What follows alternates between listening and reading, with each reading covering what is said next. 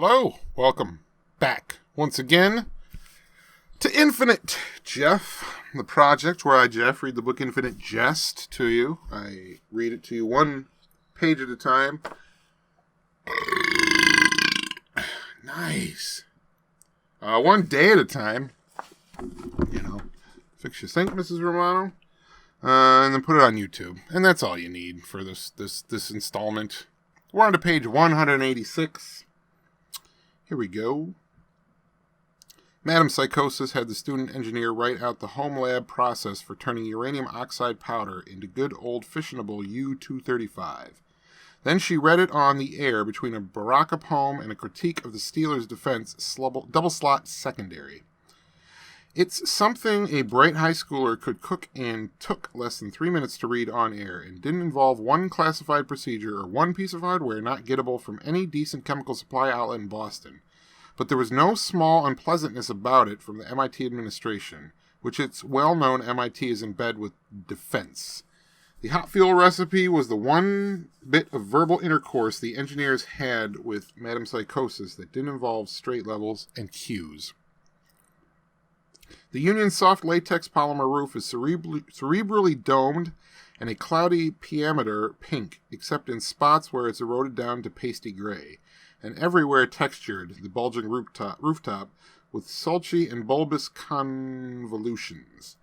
From the air it looked wrinkled. From the roof's fire door, it's an almost nauseous system of serpentine trenches, like water slides in hell. The Union itself, the late A.Y. V.F., Ricky's summum opus, is a great hollow brain frame, an endowed memorial to the North American seat of very high tech, and is not as ghastly as out-of-towners suppose it must be, though the vitriously inflated balloon eyes, deorbited and hung by twined blue cords from the second floor's optic chiasme to flank the wheelchair-accessible front ramp, take a bit of getting used to. And some, like the engineer, never do get comfortable with them, and use the less garish auditory side doors, and the abundant sulcus fissures and gyrus bulges of the slick latex roof make rain drainage complex and footing chancy at best. So there's not a whole lot of recreational strolling up here, although a kind of safety balcony of skull-colored polybutylene resin, which curves around the midbrain from the inferior frontal sulcus to the periooccipital sulcus, a haloish ring at the level of Lake Eves, demanded by the Cambridge Fire Department over the heated pro-mimetic protest of topological Rickyites over in the Architecture Department, where the MIT administration, trying to placate Rickyites and CFD Fire Marshal both, had the pre-molded resin injected with dyes to render the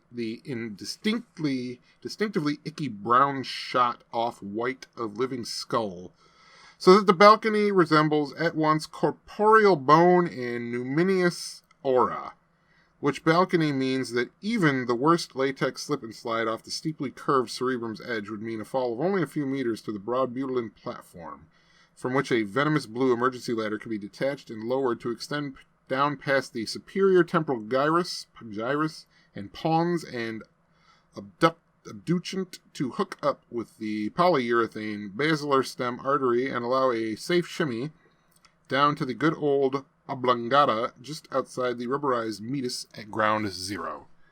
Topside in the bitter river wind, wearing a khaki parka with a fake fur fringe, the student engineer makes his way and settles into the first intraparietal sulcus that catches his fancy, makes a kind of nest in the soft... Hit my mic, sorry. There was just way too much comparing the roof of this building to a brain. Like, oh my god.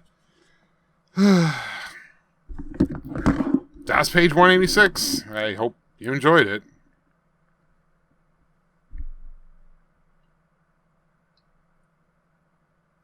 Good night.